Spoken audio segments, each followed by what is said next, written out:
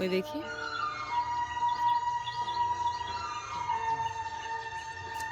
নমস্কার বন্ধুরা, তো যেদিন গাড়ি কিনেছি সেই দিন তো আর গাড়ি নিয়ে এসে বাবা আর বাড়ি যেতে দেয়নি, যেহেতু মা গতকাল জাল পেতেছিল দুপুরবেলা। আর এখন দেখো সকালবেলা, একদম সকাল সকাল মা কিন্তু একদম একটা ড্রেস পরে নেমে পড়ছে এখন জাল তোলার জন্য। তো বন্ধুরা সম্পূর্ণ পর্বটা দেখো। আর খালের জল কিন্তু একদম কমে চলে এসছে, কারণ এখন কিন্তু যেহেতু চারিদিকে ধান চাষ হচ্ছে, ধান চাষের জন্য এই বড় খালের জলই ব্যবহার করে সবাই। এই যে এখন আমার মা যাচ্ছে জাল তুলতে, আর সাথে কিন্তু পাপ্পিও চলে গেছে। তো বন্ধুরা আজকে পর্বটা দেখতে থাকো, ভালো লাগবে। আর কতটা কি মাছ হচ্ছে তোমাদের অবশ্যই দেখাবো, ভিডিওটাকে স্কিপ করো না। জাল কই তোমার?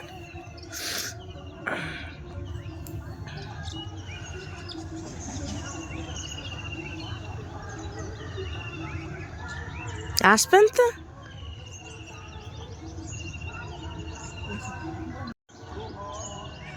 আজকে আর মাছ পড়িনি, বুঝলি? কি মাছ পড়ে?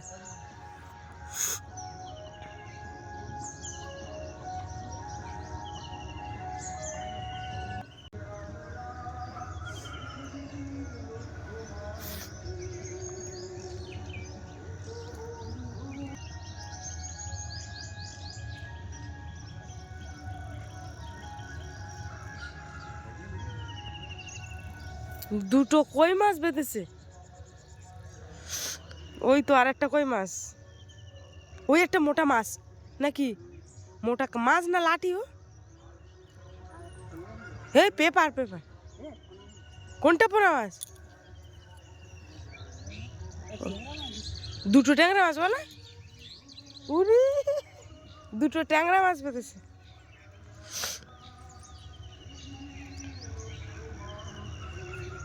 ওই একটা ট্যাংরা মাছ, ওই সরু পোনা মাছ। ও, ও চারা পোনা। থাক, ঝাড়া মারো না, ঝাড়া মারতে মারতে তো হাঁটা করবেন মাছ।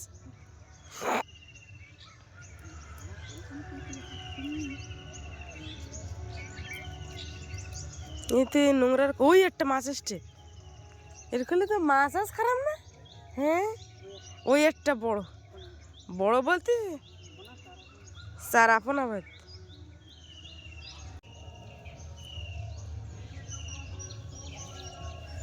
ওই একটা পোনা মাছ এসছে। উরি, শোল মাছ তো লাঠি লম্বা মাছ, পোড়া কাঠের মতো লাগবে। মাছ বাঁধেছ খুব তো আজকে। ওই একটা পোনা মাছ।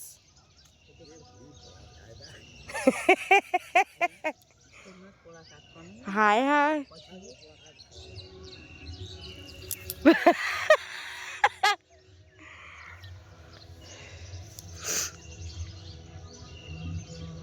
হুম,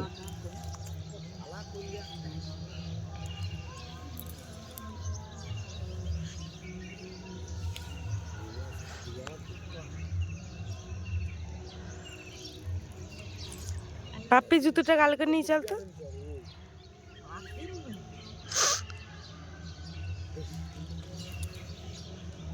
নিচে যে আরো কত বাদেস তো ঠিক নেই।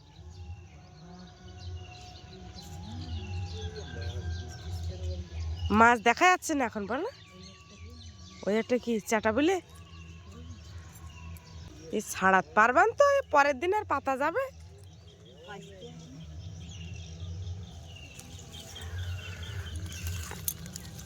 পাপি চলো, পাপি চলো, চলো চলো।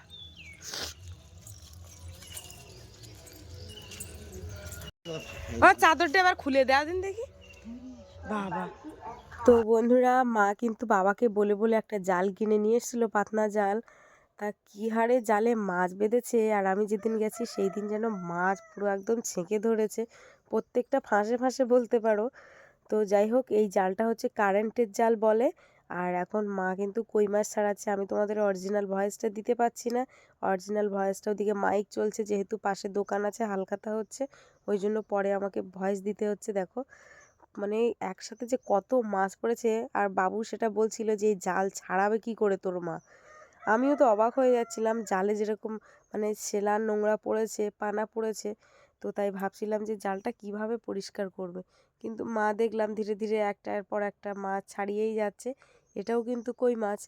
তো মানে জালে এর আগেও মাছ বাঁধতো, কিন্তু এইবার যেন বেশি বেঁধেছে। এই যে দেখো এবারে কিন্তু একটা সেই চারাপোনা মাছ বেঁধেছে। আর জালের মাছ যেহেতু মেরে মানে জালে বাঁধার সাথে সাথে কিন্তু মরে যায়, কারণ এগুলো অতটা জ্যান্ত থাকে না।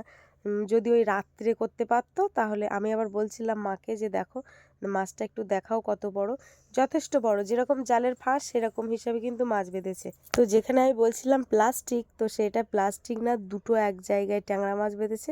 দেখো পুরো বাঘা ট্যাংরা, কি বড় সাইজের ট্যাংরা মাছ। ছোট ছোট রয়েছে, কিন্তু এই ট্যাংরা মাছগুলো যেহেতু জালে পড়েছে, এই দেখো কত বড় সাইজের ট্যাংরা মাছ। মাছগুলো কিন্তু মরে গেছে ঠিকই, কিন্তু যে পচে গেছে তা কিন্তু না।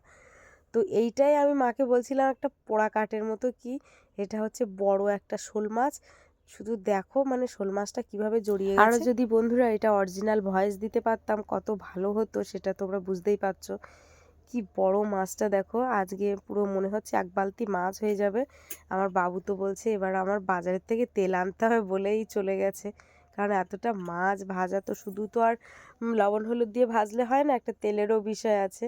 বাবা খুব ভয় পায়, বাবা আবার বলছে যে বাবা একসাথে এত বাঁধে, একটু ধীরে ধীরে বাঁধবে, কারণ যেহেতু এই সময় এখন খালে কেউ মাছ মানে মাছ ধরার জন্য কেউ জালও পাতে না। তো মা কিন্তু একাই জাল পাতে, দেখো কত বড় একটা শোল মাছ। তো দেখো শোল মাছটা এখন বালতিতে রাখলো, আর আমি দেখছিলাম যে এই মুহূর্তে কতটা মাছ হয়েছে, কিন্তু দেখতে পাচ্ছি প্রচুর মাছ হয়েছে। মা শুধু মাছ একের পর এক ছাড়িয়ে যাচ্ছে। তো বন্ধুরা আমরা যদিও সুন্দরবন এলাকার মানুষ, তো সুন্দরবন এলাকায় একটাই সুবিধা, যদিও তোমাদের মানে কলকাতার দিকে যেটাকে সব কিনে খেতে হয়, কিন্তু আমাদের একটু গতর ঘামিয়ে কষ্ট করে সেই জিনিসটা কিন্তু হয়ে যায়। যেমন মাছ বলো, বাগানের সবজি থেকে শুরু করে জল, এগুলো যেরকম তোমাদের শহরের দিকে কিনে খেতে হয়, কিন্তু আমাদের আর এগুলো কিনে খেতে হয় না, আমাদের একটু কষ্ট করে দূরের থেকে নিয়ে আসতে হয়। তো দেখো কথা বলতে বলতে এদিকে কত বড় সাইজের একটা মায়ের হাতে দেখতে পাচ্ছি চারাপোনা মাছ, কিন্তু কত বড় সাইজের দেখো।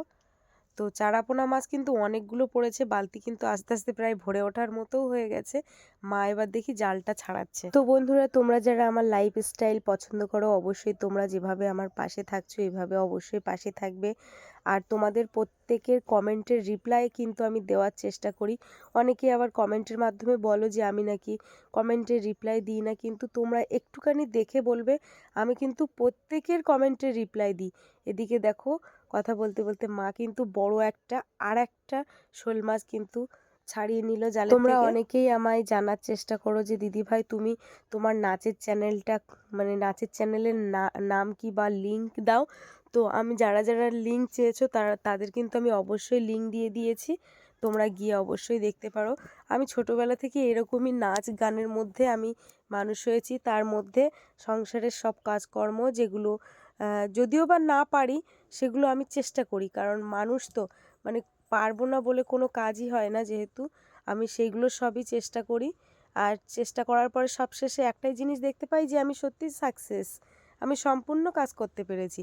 এদিকে দেখো মা কিন্তু সেই জালটাকে এখন সেই কাপড় কাচার মতো কাচা করছে। আমি মাকে বলছিলাম যে এই জাল আর ছাড়াতে পারবে, এই কী হয়েছে, কিন্তু মা বলছে না এই জালই তো রোজ আমি এইভাবেই পরিষ্কার করি। এরপরে এর মধ্যে দিয়ে দেবে সাবানের গুঁড়ো দিয়ে তারপরে কিন্তু রোদে দেবে। তো যাই হোক মা কিন্তু এখন জালটাকে রোদে মেলে দিচ্ছে। আর হ্যাঁ বন্ধুরা তোমরা কিন্তু অধীর আগ্রহে বসে আছে যে এতক্ষণ ধরে মা মাছ ছাড়ালো, কিন্তু কতটা মাছ হয়েছে অবশ্যই তোমাদেরকে মাছ দেখাবো। আর মা কিন্তু ভীষণ হাসছে, কারণ হাসির কারণও আছে। তো এতটা মাছ হয়েছে, হাসবে না? কষ্ট করে জাল পেতেছে, জাল পাতার পরে যখন এতটা মাছ হয় অবশ্যই হাসবে। আর এদিকে দেখো আমার পাপ্পি কিন্তু দেখছে। তো তোমাদের একটু বাদেই মাছ দেখানো হবে। মা এখন ঘর থেকে ঝুড়ি আনতে গেছে, এই যে দেখো। তো মা এখন বলছে দাঁড়া কতগুলো মাছ হয়েছে, আমি সব মাছগুলো গুনবো আর সব সাজাবো দেখি। তো তাই মা কিন্তু মাছগুলো সাজাচ্ছে পরপর, কিন্তু এখানে দুটো শোল মাছ, তারপরে একের পর এক একটা একটা কিন্তু চারাপোনা কিন্তু বের করছে। মা খুব সুন্দরভাবে সাজাচ্ছে দেখো। তো আমি মাকে বলছি মা রোজ যদি এতটা করে মাছ হয় তা তোমার তো তেল তো সব শেষ হয়ে যাবে। তো মা সেই কথাই বলছে। বাবা বলছে যে আর এখন আর জাল পাততে হবে না, কারণ এতটা মাছ পড়েছে যেহেতু। আমার বলছে যে বুড়ি তোর তো এখন গাড়ি হয়ে গেছে, তুই রোজ আসবি মাছ নিয়ে যাবি। তো এগুলো সব চারাপোনা, এবার কিন্তু কই মাছ, আর তার সাথে কিন্তু একটা কাঁকড়া আছে। তো বন্ধুরা দেখো এরকম যদি রোজ যদি এতটা করে মাছ হয় তাহলে তোমরাই বলো যে মা তো ভীষণ খুশি মাছ হলে, কারণ কষ্ট করে মানুষটা পেতেছে। জালে যদি কাঁকড়া বাঁধে না, তো জাল কিন্তু একদম ছিঁড়ে নষ্ট করে দেয়। তো যেহেতু আজকে একটা কাঁকড়া বেঁধেছে, কিন্তু অন্যদিন মা একদিন বলছে যে আজকে শুধু কাঁকড়া পড়েছে, তো কাঁকড়া পড়লে জাল ছিঁড়ে যায়। তো এবারে মার সকালবেলার রুটিন যেটা, সকালবেলা উঠে যে কাজকর্মগুলো করে, তার তার থেকে আজকে একটা এক্সট্রা কাজ করেছে, এই জালের থেকে মাছ ছাড়ানো। এই যে মায়ের এখন 3টে ছাগল, যে ছাগলটা ছিল একটা, তার এই যে দেখো 2টো বাচ্চা হয়েছে। তো আমি যেহেতু আজকে প্রথম ভিডিওতে তোমাদের বাচ্চাগুলোকে দেখালাম, মা এখন মাঠে ছাগলগুলোকে বাঁধতে যাবে, কারণ এদিকে বেলা হয়ে যাচ্ছে, যেহেতু সকালবেলা বাঁধারই নিয়ম। মা আবার বলছিল যে ছাগল পরপর 3টে হয়ে গেল, কিন্তু একটা ভেড়া কিনবে, কারণ আমার যখন বিয়ে হয়নি তখন কিন্তু আমাদের বাড়িতে ভেড়া ছিল, আর তখন কিন্তু এরকম 14-15টা ছাগল ভেড়া মিলিয়ে ছিল, সবগুলো আমার চড়াতে হতো। গরমকাল যদিও পড়ে গেছে, কিন্তু কুয়াশা কিন্তু এখনো কাটেনি। দেখো চারিদিকটা কতটা কুয়াশা, ওদিকে সূর্য উঠে গেছে। তো আমি ছাগল বাচ্চাকে একটু কোলে করে আদর করছি। ছাগল বাচ্চাগুলো বেশ বড় বড় সাইজের হয়েছে, আর এই ছাগলের জাতটাই আলাদা। দেখো কানগুলো খুব ঝোলা ঝোলা, বেশ খুব সুন্দর ছাগলটা। এদিকে আমি ছাগল বাচ্চা নিয়ে খেলছি, তার সাথে সাথে পাপ্পি যা ঝামেলা করেছে। হঠাৎ করে পাপ্পি আর একটা ছাগল বাচ্চা যেটা রয়েছে নিচে, হঠাৎ করে তার সে কামড়াতে যাচ্ছে। দেখো কি অবস্থা, এরকম ওই যে যেই ছেড়েছে আর সেই দেখো কি শুরু করে দিয়েছে, কি অবস্থা। তারপরে ওই ছাগল বাচ্চাকে ধরতে গিয়ে হঠাৎ করে পায়ে একটু মচকা লেগে গেল, আর এদিকে মা কিন্তু পাপ্পিও রেগে যাচ্ছে, ওর গলার এটা ধরে টানলো। তো এই যে দেখো আমি খালি পায়ে এসেছিলাম, কারণ খালে মাছ ধরতে গেছিলাম, আর ওই পায়ে লেগে গেছে, এই যে ফাড়ার মধ্যে পাটা ঢুকে গেছে, সেটাই তোমাদের দেখাচ্ছি। বাড়িতে এসে পাপ্পিকে এখন শিকল দিয়ে বেঁধে দিচ্ছে। মা কিন্তু রাগ দেখাচ্ছে, ও রেগে যাচ্ছে, ও বুঝতে পারছে কারণ ও ভুল করেছে। ওই দেখো ও কিন্তু মায়ের উপরে রেগে যাচ্ছে প্রচুর, যে তুমি আমাকে মারবে। মা কিন্তু বলছে যে তুমি ছাগল এভাবে ধরছো কেন, তুমি বাড়ির জিনিস বাড়ি আর লোকের, তুমি এরকম করবে কেন। তো যাই হোক, ওকে বোঝাচ্ছিল সেটাই। তো এবারে কিন্তু দেখো মা ওই যেখানটায় জাল ঝেড়েছিল সেইখানটায় নোংরা হয়ে গেছিলো, সেই জায়গাটা এখন পরিষ্কার করে দিল। তারপরে এবার থালা বাসন মাজার পালা, আর থালা বাসন মাজারাই কিন্তু মুরগিকে খেতে দিচ্ছে। এদিকে গুঁড়ো মাখিয়ে নিয়েছে। তো মায়ের এখানেও মুরগি আছে, মোরগটাও খুব বদমায়েশ, কারণ মোরগটাও প্রচুর কামড়ায়।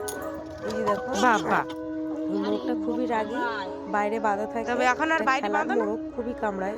একটা জিনিস আমার শ্বশুর বাড়িতে ভীষণ ভালো, সেটা হচ্ছে জলের মানে কোনো অসুবিধা নেই, জলের খুবই সব দিক থেকেই ঠিক আছে। কিন্তু আমার বাপের বাড়িতে জলের প্রচুর সমস্যা।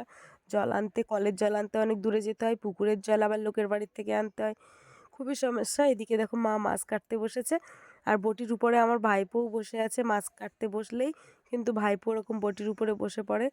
তো দেখো কিভাবে বসে আছে আর মাছ দেখছে শুধু। থাক, মাছে হাত দিতে হবে না বা, হ্যাঁ মাছে হাত দিও না, মাছ রেখে দাও, মাছ রেখে দাও, মাছ রেখে দাও, মাছে হাত দিতে হবে না, দিতে হবে না বাবা।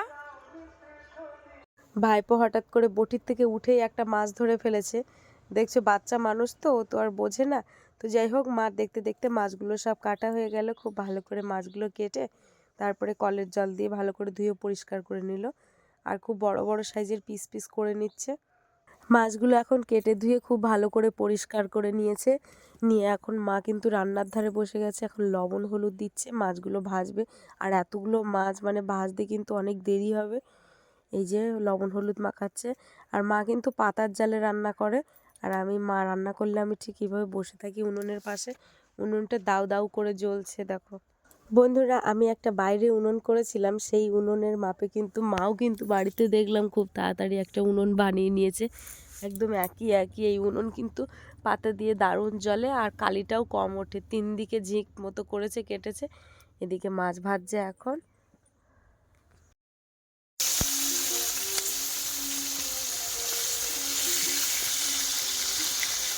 মাছগুলো এদিকে ভাজা হয়ে গেছে, বাপিরও খিদে পেয়ে গেছে। তাই এখন ভাবছি যে মাছ ভাজা মাখিয়ে ভাইপোকে আর বাপিকে দুটো যদি ভাত দিতাম, তো ওরা খেয়ে নিত। তো আমার বাপির তো খিদে পেয়ে গেছে প্রচুর। বাকি যে মাছগুলো ছিল সেইগুলো কিন্তু তেল দিয়ে আবার ভাজছে, আর লবণ হলুদ মাখিয়ে নিয়েছে মাছগুলো। এদিকে বাপির খিদে পেয়ে গেছে বলে আমি ভাত বেড়েছি, গরম ভাত, আর মায়ের কাছ থেকে কাঁচা পেঁয়াজ আর লবণ লঙ্কা নিয়ে একসাথে কিন্তু মাছ ছাড়াচ্ছি। 2 পিস মতো মাছ নিয়েছি, মাছ নিয়ে এখন ছাড়াচ্ছি, যেহেতু কাঁটা প্রচুর। তো এখন ছাড়িয়ে সেইগুলোকে সুন্দরভাবে মাখিয়ে এইভাবে খেতে কিন্তু খুব ভালো লাগে। তারপরে ভাতের সঙ্গে মাখিয়েছি। মাকে বাপিকেও ডাকছি, বললাম যে দুটো চাটাই নিয়ে আয়, চাটাই নিয়ে এসে ভাইপো আর তুই দুজনে বসলে তোদের এক জায়গায় দেব। তো ভাইপো তো এখন হাত দিয়ে তুলে খাবে বলছে। খুব দুষ্টুমি, বুঝতে পারছো, খুব চঞ্চল প্রকৃতির ছেলে একদম। তো আমার বাপি যেহেতু ছোটোবেলা থেকে একই রকম, কোনো একটা ভাতও নষ্ট করিনি, কোনো দুষ্টুমি করিনি, যেটা বলেছে সেইটা করেছে। তারপর দেখো আমার কাছ থেকে আমার ভাইপো ভাতের থালা নিয়েছে, নিয়ে এখন ওর দাদাকে খাওয়াচ্ছে। তো এই যে দুজন এক জায়গায় বসে খাওয়া, এই যে আনন্দ, ভাই বোনের সম্পর্ক, এটা কিন্তু একটা অন্যরকম মুহূর্ত। ছোটোবেলায় খুব এগুলো করেছি আর খুব মিস করি সেই দিনগুলো। বন্ধুরা, আজকে ভিডিওটা কিন্তু আমি এখানেই শেষ করছি, ভাইপো আর আমার বাপিকে দিয়ে। তো সম্পূর্ণ পর্বটা কেমন লাগলো কমেন্টের মাধ্যমে জানাবে। দেখো দুজনের দুষ্টু